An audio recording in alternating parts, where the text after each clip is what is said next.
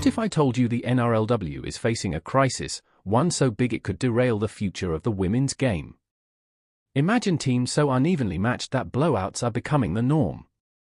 Imagine whispers of a signing coup so outrageous it could tilt the balance of power entirely in the Broncos' favor. Tonight, we're diving into the explosive talking points shaking the NRLW to its core.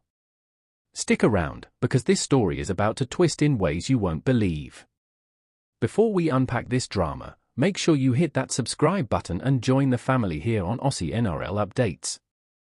This is the place where you'll get every twist, every bombshell, and every shocking update from the rugby league world. Let's start with the elephant in the room, those massive scorelines. If you've been watching the NRLW lately, you've noticed it. Games that should be tight, fierce, and unpredictable are instead turning into blowouts. Some teams are running up cricket scores while others barely scrape together a try. And fans are asking, what's gone wrong? The answer isn't as simple as bad defense or one team having a superstar. No, this goes deeper. The heart of the problem lies in inequality between clubs. Let's break it down. Roster depth. Some teams, like the Roosters and Broncos, have stacked squads. They can afford to rotate players, manage fatigue, and keep their stars fresh. Other teams are still in their infancy, struggling to attract marquee names or build competitive depth. Development pathways. Certain clubs have access to strong feeder systems, junior development, and grassroots programs. Others? They're playing catch-up, relying on raw talent that hasn't yet been refined into consistent NRLW performers. Financial backing.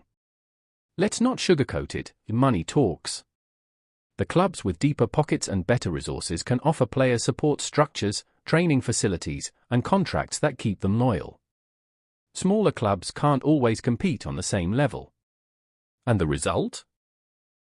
Scorelines that don't just embarrass one team, they undermine the competition itself. Fans switch off, casual viewers lose interest, and critics start to question whether the league is truly ready for expansion. But here's the twist, some argue that this is exactly what growth looks like.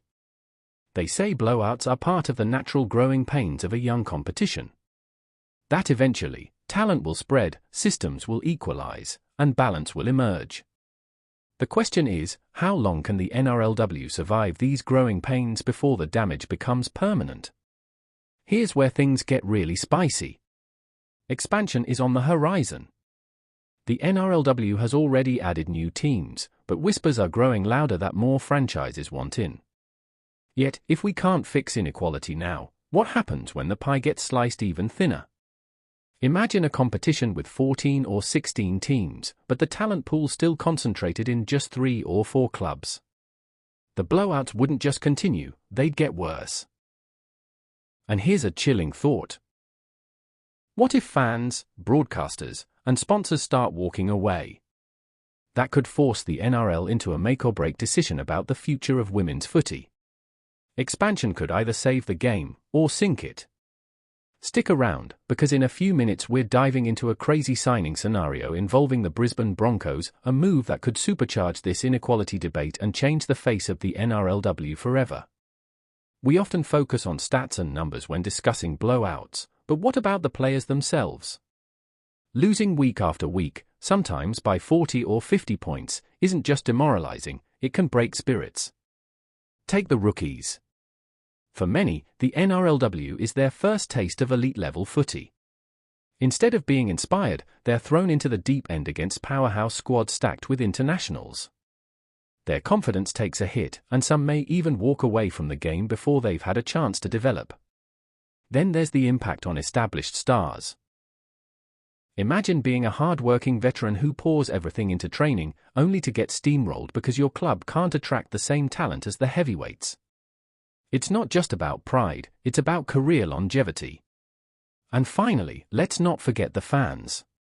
Supporters of struggling teams want to cheer their heroes, but constant blowouts test loyalty. Crowds thin out. Jerseys gather dust in wardrobes. And the emotional connection between club and community starts to fray. So here's the million-dollar question, what role should the NRL itself play? Should they step in to introduce equalization measures, like salary cap adjustments, draft-style systems, or development grants? Or should they let clubs sink or swim on their own, trusting that the market will eventually balance out? This debate is heating up behind the scenes, and we're hearing whispers that some powerful voices inside HQ are pushing for radical reforms. Could we see a draft system like the AFL? Could the NRL introduce recruitment zones to spread talent more fairly? Or will they let the strongest keep getting stronger? Hold on to that thought, because what we're about to reveal next ties directly into this. A signing rumour swirling around the Brisbane Broncos isn't just wild, it's potentially competition-breaking.